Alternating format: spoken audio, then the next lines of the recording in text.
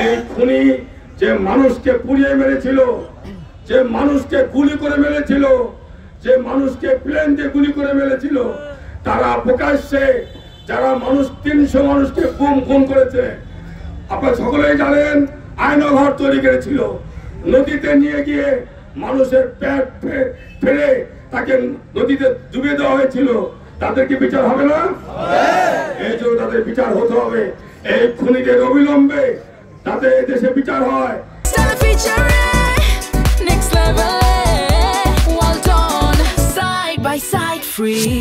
এই দাবি আমাদের রয়েছে এবং এটা দৃশ্যমান হতে হবে।